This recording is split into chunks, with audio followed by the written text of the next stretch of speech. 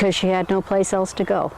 She had been living here for quite a while, well, over a year, and then her husband decided he wanted her back. So, foolish enough, she packed up and went back to him, and within 6 months she was kicked out of the house again, so she went to live with my brother in Quincy. Not a lot of contact with her. I had Sheila here living with me. She was pregnant at 13 and was having a baby, so I took her up here. And then Sue came up when the baby was born in February, and that was the last time I saw her. And other than that, we didn't have a lot of contact. I'd talk to her on the phone now and then, and that was about it. I think she was a good mother. I think she tried the best she could with what she had. She didn't have an awful lot.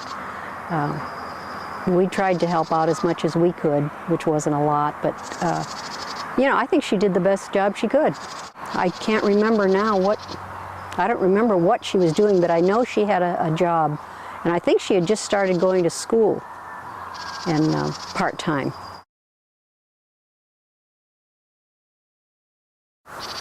Tina was a good little girl. My heart went out with her.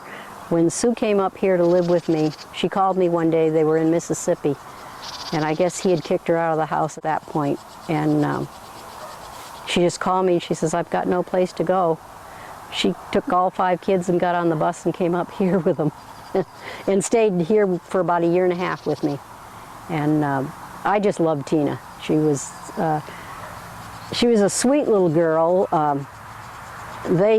Everybody said she was a hyperactive child and she was on medication, and I just took her under my roof when she came here, and I said, no, that wasn't right. She wasn't.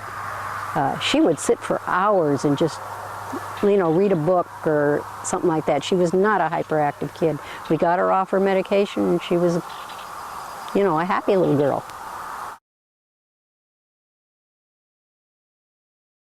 Yes, very definitely. It was a Sunday morning. I was up in the barn milking the goats, and my husband came up and said he had just gotten a call from my brother. And Don told him what had happened, and we just came down and got somebody to take care of my kids here, and we took off and went down there. It was, I heard right away. Donnie called me. When you went down there, what did you do? We stayed with Don for a week. We had to wait for Jim to come out, see what he was going to do with the kids, and I had already made up my mind I was going to take them. Don didn't have room for him. My other sister didn't have any room for him, and I was the only one with room, so I said, yeah, we'll take them. And when he came, I think one of the first things he says, well, I don't know what I'm going to, I said, don't worry about it, we've got them. I didn't want him to have them.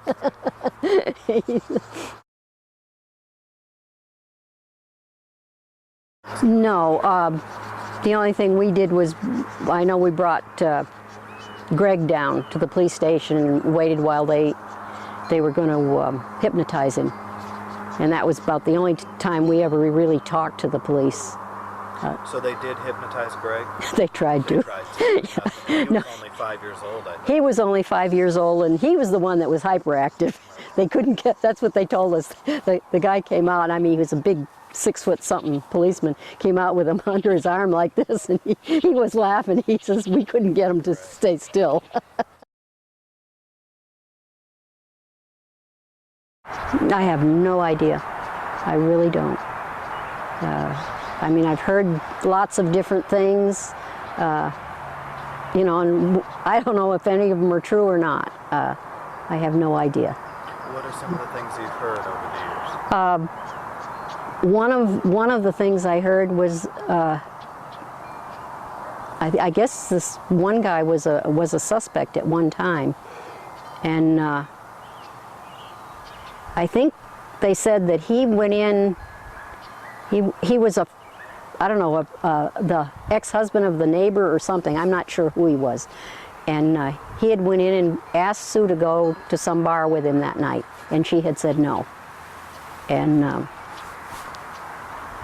That was about as much as I know about that. And as far as any other suspects, I really don't know of any. That was the only one I had ever heard of. It really hasn't. Yes, my personal thoughts of my sister dying that way bother me at times. But other than that, I can't really say it has bothered me. It's bothered my children, I think. They always felt like, well, maybe there's somebody going to come up and get us too. And I never knew this until fairly recently, and because my children all live right here in the area, and I didn't know they felt that way. And but other than that, it didn't.